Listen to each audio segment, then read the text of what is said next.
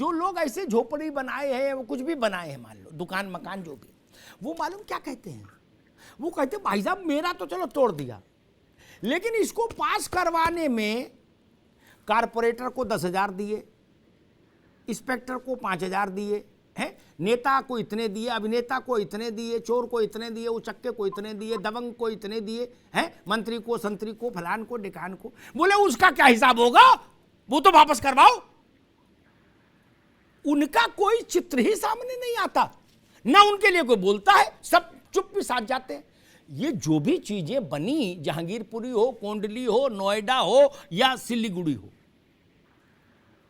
जादू से तो एकदम प्रकट नहीं हो गई।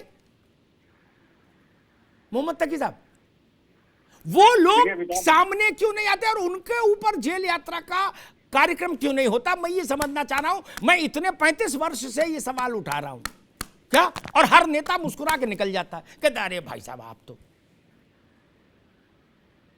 क्योंकि राजनीति को भी पैसा वहीं से आता है मित्र। मोहम्मद तकी,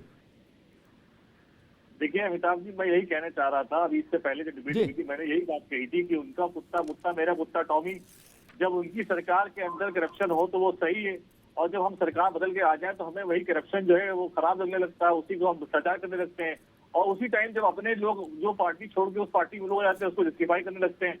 यहाँ लखनऊ में कई ऐसे एग्जाम्पल है जहाँ पे लोग पहले समाजवादी पार्टी में थे, छोड़ के वो आए और बीजेपी ज्वाइन कर ली, और उनके कंस्ट्रक्शन गैर कानूनी है, न्यायपालिका से गिराने के आदेश हो गए, उसके बाद वो नहीं गिराए गए, उनको रोका गया, और बदले की भावना से, विपक्ष की भावना से उनके ऊपर बुलडोजर चलाए गए, जो विपक्ष पार्टियों के से संगठित लोग थे, अपने लोगों को बचाया गया। ठीक है, ये बात गलत है। ठीक है, मैंने ये सवाल नहीं पूछा था, लेकिन आपने सवाल उठा दिया, ये भी चलिए ठीक है, मुझे पता है ये ठीक है। मोहम्मद तकी रुकना होगा, आगे आपके बात। अब मैंने सवाल दूसरा पूछा, लेकिन आपने दूसरी बात उठा दी, ठीक है। इस पर मैं एक टिप्पणी कर दूं ताकि हमेशा के लिए आपको संतुष्टि रहे कि भाई एक फेयर जगह गए थे।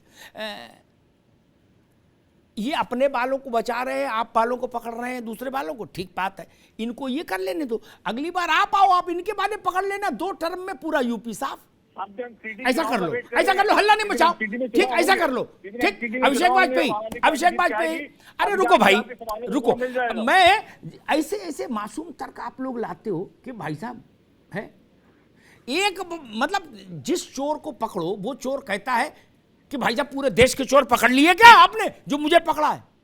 ये लॉजिक कोई मतलब रखता है क्या?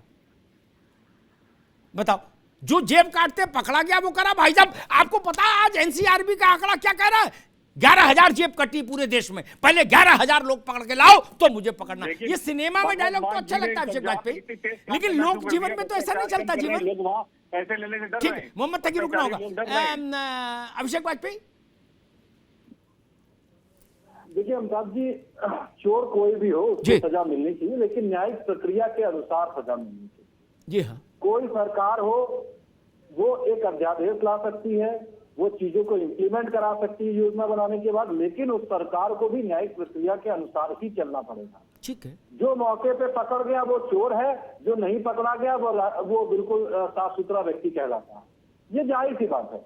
लेकिन आपकी बात में इसलिए सहमत हूँ क्योंकि जाहिर सी बात है कि व्यवस्था में जो लचर व्यवस्था हुई वो कैसे हुई, वो अधिकारी कौन थे, उनके ऊपर भी कार्रवाई होनी चाहिए। लेकिन मैं वापस से एक बात तो कहता हूं कि जो बेगुनाह जनता मारी गई उसका क्या कसूर था? वो ठीक है, चाहे किसी भी अनभिज्ञता के कारण या किसी भी रूप में वो पीड़ित हुई, लेकिन पीड़ित तो हुई, उसी लिए ही न्यायपालिका आती है, उसी के लिए जुडिशरी आती है कि हम उसके ऊपर केस फाइल किया तो उसी लिए आदमी लड़ता है। लेकिन अगर आज जो है सारा विपक्ष सामने आ रहा है, आज सारा विपक्ष सामने आ रहा है, अखिलेश यादव सामने आ रहे हैं, अरविंद केजरीवाल सामने आ रहे हैं। जिस दिन जो है एक पुलिस वाले को गन से गोली मारी गई, जिस दिन एक बच्चे को जो है, जिस दिन जो है बच्चों को, और जो हमारे शोभा यात्रा में जा रहे हमारे लोग थे उनको जो उनके ऊपर जो पत्थर मारे गए, उनको जो चोट लगी है, उस दिन वो सारे लोग कहाँ थे?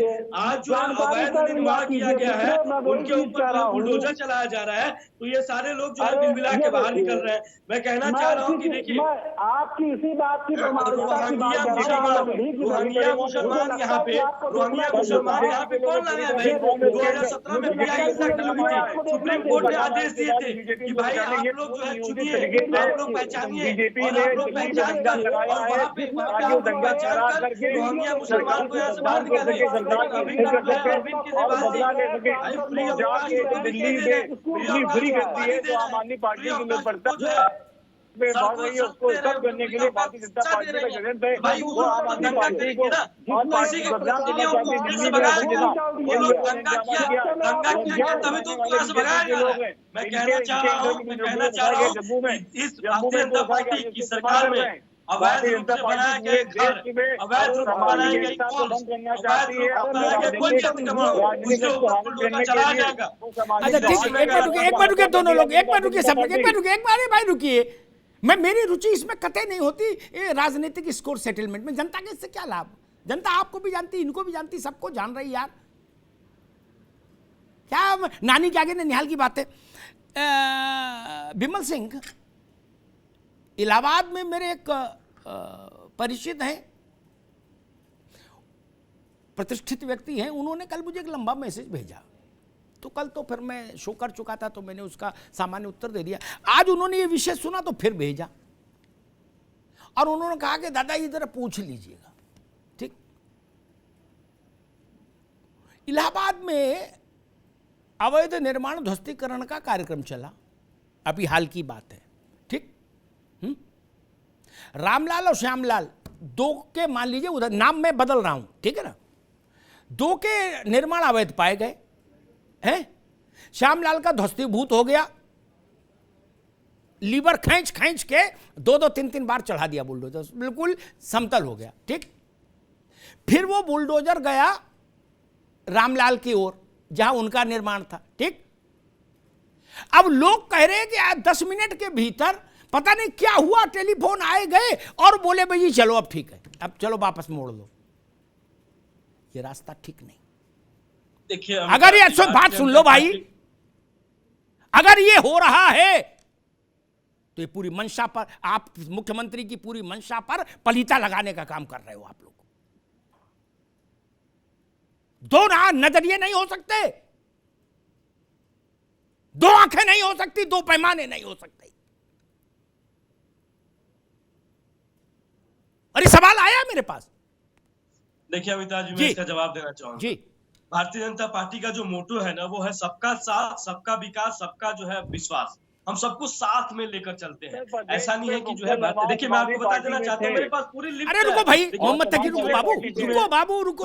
मोहम्मद तकी जी, आपसे ज्यादा जवान हूँ, आपसे ज्यादा तेज चिल्लाऊंगा। अरे नहीं भाई, देखिए मेरी बात, मोहम्मद तकी रुक जाओ। नहीं किया था आपके बीच में, टिप्पा टिप्पी मत नहीं किया था, टिप्पा टिप्पी मत करके और डिबेट को खराब मत कीजिए। अमिताभ गोलखत्री जी का डिबेट है। अरे रुको भाई, मोहम्मद तकी आपकी आवाज बंद करनी पड़ेगी मुझे। बोलिए भैया विमल सिंह। सुनिए, देखिए मैं आपको बता देना चाहता हूँ कि आज जो है, जो अतिक्रमण हुआ, जो आज अवैध तरीके से जो निर्माण किए गए थे, ऐसा नहीं हुआ कि आप जाके वहां पे पता कीजिए।